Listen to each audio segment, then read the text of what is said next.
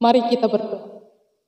Kami bersyukur kepadamu ya Tuhan, karena Engkau masih memberkati kami hingga pada saat ini. Engkau memberikan kesehatan bagi kami, sehingga kami boleh berkumpul di tengah-tengah keluarga kami ini dengan penuh sukacita untuk memuji dan memuliakan nama-Mu. Kami akan mendengarkan firman-Mu ya Tuhan, berkatilah hati dan pikiran kami, supaya kami boleh mengerti dan melakukan firman-Mu. Dalam nama Yesus Kristus kami berdoa kepadamu. Amin. Firman Tuhan pada malam ini yang tertulis dalam Efesus 5 ayat 15 sampai ayat yang ke-21, demikianlah bunyi firman Tuhan. Karena itu perhatikanlah dengan saksama bagaimana kamu hidup, janganlah seperti orang bebal, tetapi seperti orang arif, dan pergunakanlah waktu yang ada, karena hari-hari ini adalah jahat. Sebab itu janganlah kamu bodoh, tetapi usahakanlah supaya kamu mengerti kehendak Tuhan. Dan janganlah kamu mabuk oleh anggur, karena anggur menimbulkan hawa nafsu, tetapi hendaklah kamu penuh dengan roh. Dan berkata-katalah seorang kepada yang lain dalam mazmur, kidung puji-pujian dan nyanyian rohani. Bernyanyi dan bersoraklah bagi Tuhan dengan segenap hati. Ucaplah syukur senantiasa atas segala sesuatu dalam nama Tuhan kita Yesus Kristus kepada Allah dan Bapa kita, dan rendahkanlah dirimu seorang kepada yang lain di dalam takut akan Kristus. Demikianlah bunyi firman Tuhan.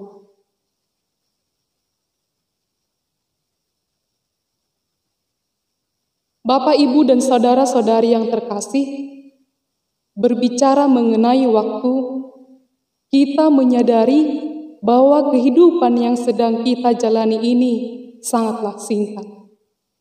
Barangkali kita pernah terkejut betapa banyaknya waktu yang kita sia-siakan untuk hal-hal yang tidak berguna atau untuk hal-hal yang sifatnya duniawi saja.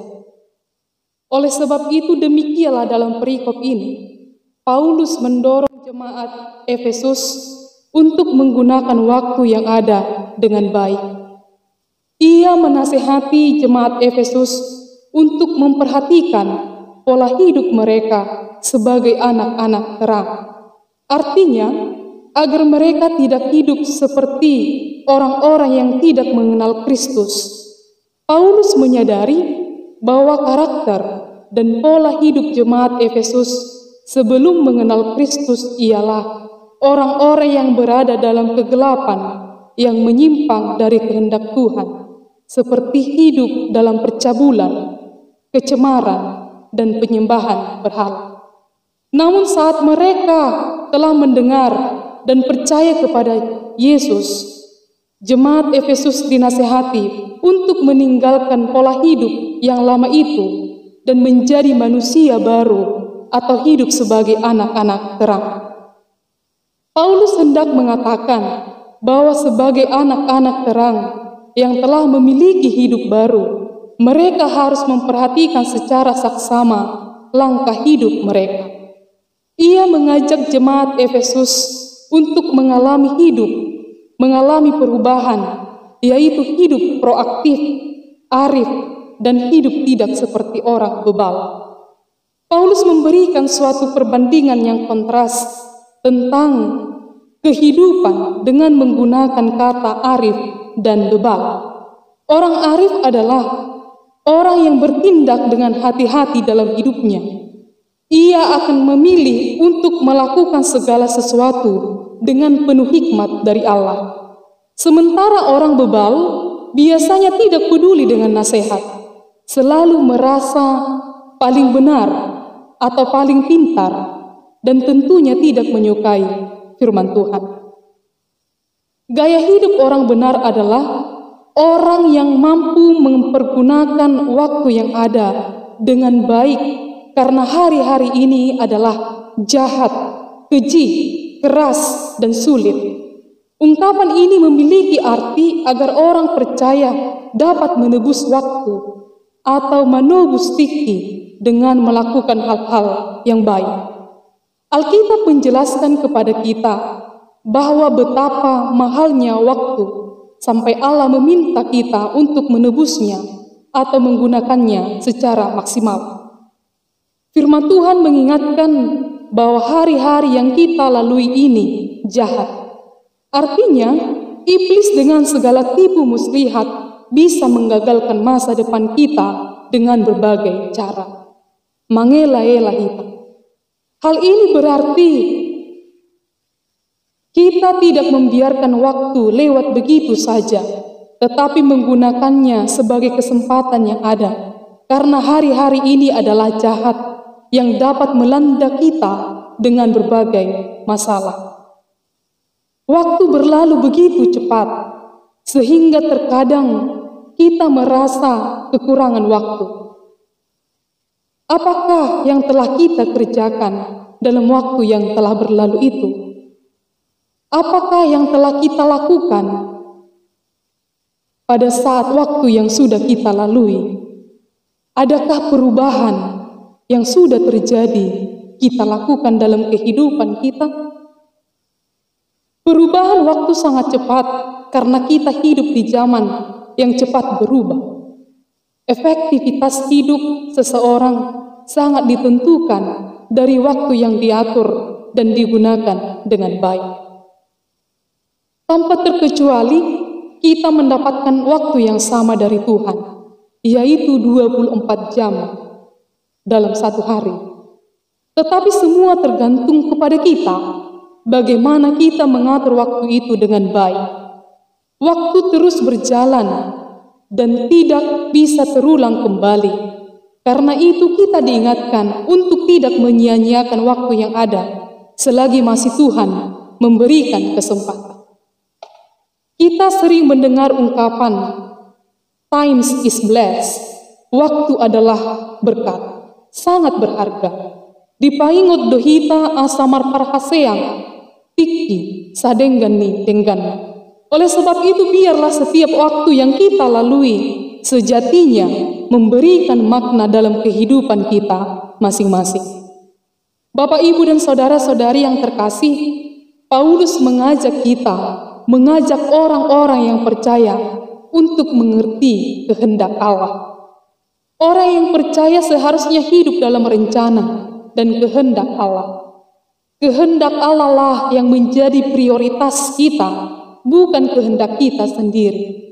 Paulus dengan tegas mengatakan, tidak ada cara mempergunakan waktu yang lebih baik daripada mengenal Kristus melalui firman-Nya, melalui komunikasi yang terus-menerus dalam doa, dan hal lain yang membawa kita lebih dalam memahami Tuhan yang selalu mengasihi kita. Kita akan mengerti kehendak Allah ketika kita mempersembahkan waktu, tenaga, dan diri kita untuk mengenalnya. Orang percaya seharusnya hidup dalam rencana Tuhan dan berusaha untuk mengerti kehendak Allah. Orang yang senantiasa mengerti kehendak Allah dapat dilihat dari berbagai hal, seperti dalam nats ini dikatakan, jauh dari kemabukan dan hawa nafsu. Hidupnya dipimpin oleh Roh Kudus, perkataannya penuh dengan puji-pujian, senantiasa mengucap syukur. Paulus mengingatkan kita, Bapak, Ibu, dan saudara-saudari, untuk senantiasa mengucap syukur. Seberapa seringkah kita mengucap syukur dalam kehidupan kita? Bersyukur sangatlah penting dalam membangun relasi kita dengan Tuhan dan sesama. Bersyukur senantiasa atas segala sesuatu yang kita terima dari Tuhan, itu merupakan bukti dari kerendahan hati kita. Paulus mengingatkan kita untuk semakin banyak mengucap syukur. Kita dipanggil untuk bersyukur senantiasa, bukan hanya untuk sesuatu kabar baik atau sukacita, namun juga untuk sesuatu hal yang tidak menyenangkan hati, seperti yang kita alami saat ini. Kita perlu bersyukur atas segala hal karena Allah bekerja dalam segala sesuatu untuk kebaikan orang yang percaya kepadanya. Oleh sebab itulah tidak pernah ada waktu untuk tidak bersyukur. Tidak ada waktu yang percuma untuk bersyukur. Selanjutnya Paulus menekankan untuk hidup dalam kerendahan hati serta takut akan Tuhan.